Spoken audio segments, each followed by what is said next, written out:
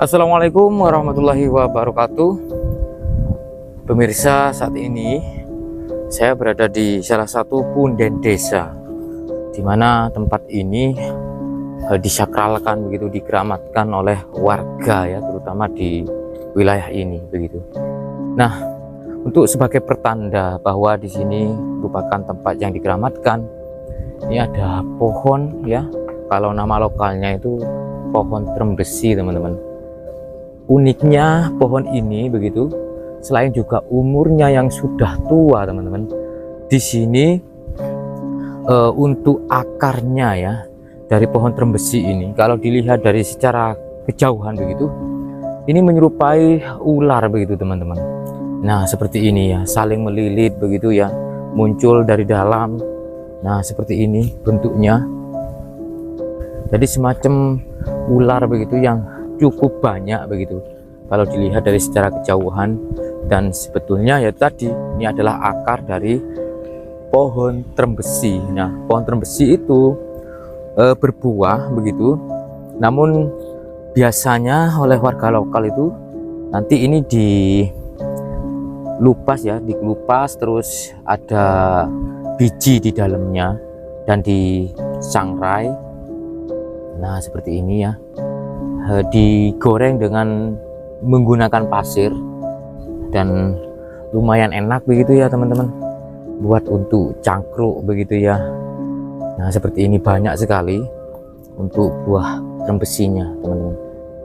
Nah, kalau untuk di zaman-zaman sekarang sudah jarang orang yang makan biji dari pohon trembesi ini, buah pohon trembesi ini. Nah, mungkin yang kelahiran 90-an ya atau 80-an itu masih sering mencari pohon atau mencari biji buah trembesi. Nah, seperti kacang begitu, rasanya enak. Nah, teman-teman, selain itu dari pohon trembesi ini ada tanda-tanda bahwa pohon trembesi ini sangat tua sekali. Jadi kalau kita lihat kulit dari pohon trembesi ini sudah seperti ini, teman-teman, sudah mulai memfosil ya. Nah, seperti sisik ular kalau dilihat dari sini.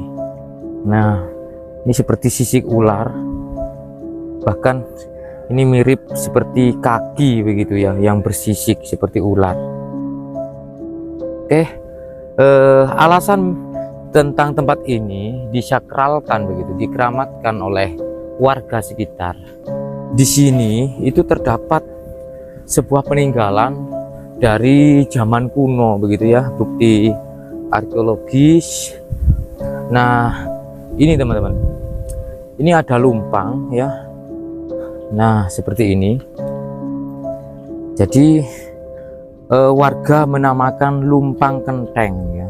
Kalau istilah Jawanya itu lumpang itu adalah benda untuk sebagai tempat menumbuk sesuatu seperti makanan pokok ya, bahan baku makanan pokok maupun yang lain seperti racikan bumbu ataupun jamu begitu, ditumbuk secara halus di tempat ini. Harusnya ada gandik yang cukup besar atau alat tumbuknya, dan ini cukup besar, saudaraku. Ini mungkin kisaran ada mungkin untuk panjangnya ya 1 meter begitu ya, dengan diameter yang lumayan besar, sekitar 2 meter untuk diameternya. Dan ada bekas-bekas seperti pembakaran dupa maupun kemenyan begitu ya. Di sini ada airnya juga, mungkin untuk apa ya, mungkin untuk bunga-bunga yang ditaruh di sini. Nah, seperti ini. Kalau melihat dari batunya, ini batu padas ya, bukan batu andesit sepertinya, seperti itu. Terus ini cukup dalam untuk cekungannya, hampir kisaran 15-20 cm. Dan ada gubuk yang mungkin dulu untuk cangkruk ataupun orang-orang yang istirahat di sini.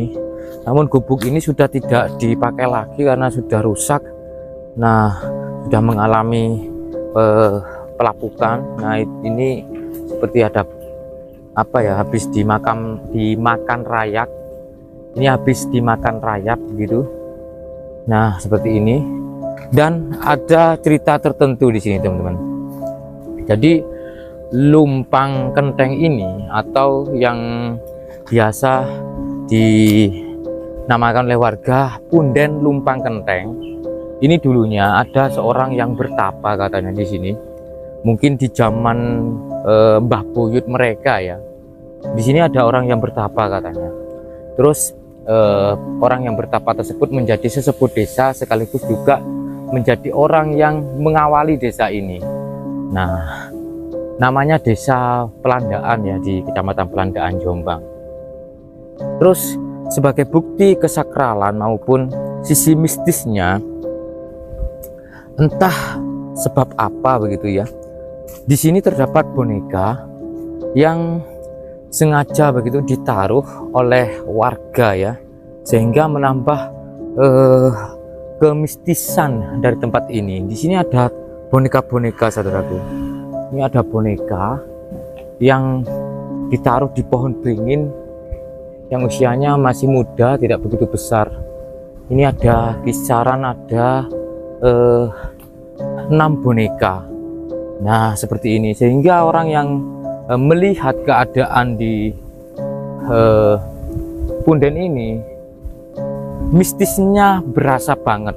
Karena ya itu tadi, ini kalau kena sinar lampu begitu ya, sorotan dari mata boneka ini mengkilau begitu atau bersinar, sehingga membuat hal-hal yang mistis di tempat ini, teman-teman.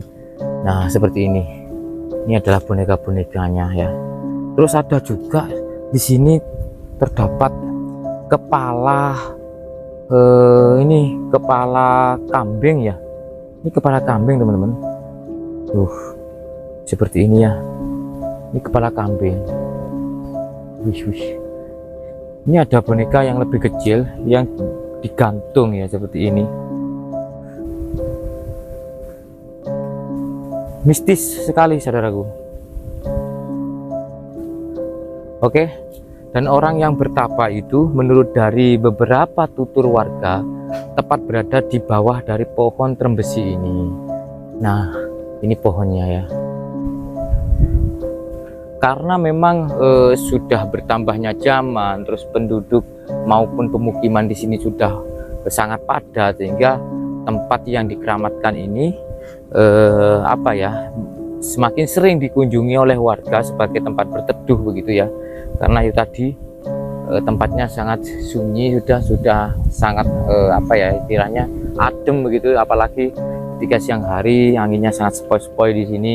Dan seperti inilah tentang apa yang saya lihat tadi, yang saya rasa dari kejauhan itu mirip sekali dengan ular, tentang akar dari pohon trembesi ini, teman-teman.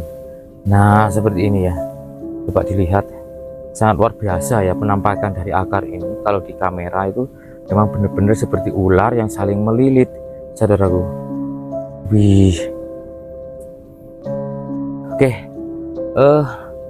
ada banyak pusaka katanya di tempat ini. Mungkin hanya orang-orang tertentu ya yang bisa melihat ya. Mungkin kalau ada orang yang bertirakat begitu, ataupun melakukan puasa dulu sehingga terbuka mata batinnya, maksud saya pusaka itu tadi katanya berada di dalam dari pohon trembesi ini, sebuah rompi yang bernama Untuk Sumo ya, dan beberapa jenis pusaka lainnya seperti keris begitu ya, maupun tombak begitu, itu berada di dalam sini, di dalam dari pohon trembesi ini. Nah, kalau melihat dari usia pohon trembesi ini yang sudah tua ya, mungkin sejaman dengan orang yang mengawali desa ini atau yang membabat desa ini ya. Jadi bisa jadi memang pusaka yang ada di dalam dari pohon trembesi ini adalah pusaka beliau ya, yang secara gaib begitu ya, tiba-tiba masuk ke alam gaib dan bersemayam di dalam dari pohon trembesi ini. Mungkin teman-teman ataupun pemirsa di rumah mengetahui ya, ada yang punya istilahnya kelebihan melihat secara astral ya, masuk ke dimensi alam gaibnya. yang ada di pohon trembesi ini ya, mungkin teman-teman bisa melihat apakah benar-benar ada begitu pusaka seperti rompi Untokusumo ya, dan beberapa keris katanya di dalam situ. Mungkin teman-teman yang punya keahlian bisa melihatnya, nanti bisa ditulis di kolom komentar apa saja sebenarnya jenis pusaka yang ada di dalam dari pohon yang sangat besar ini.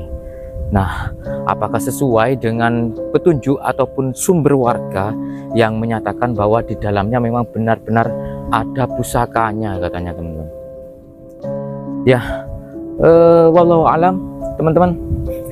Apa yang tidak mungkin ya kalau sudah Tuhan berkehendak bahwa sesuatu yang wujud pun bisa jadi gaib, saudaraku.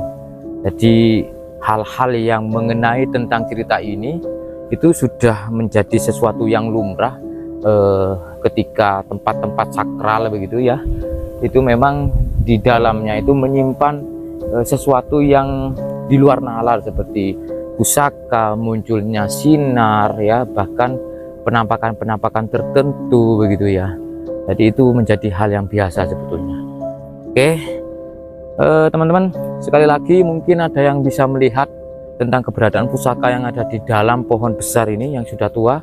Nanti tulis saja di kolom komentar, dan nanti ditulis saja ya, karena tidak menutup kemungkinan dari semua pemirsa yang menonton video ini pastinya punya kelebihan tertentu ya, bisa melihat alam gaib ataupun sosok astralnya juga mungkin. Nah, seperti mungkin dari korin orang yang bertapa yang berada di pohon ini, mungkin bisa kalian lihat, tulis saja di kolom komentar ya. Oke, terima kasih, semoga bermanfaat, dan wassalamualaikum warahmatullahi wabarakatuh. Rahayu.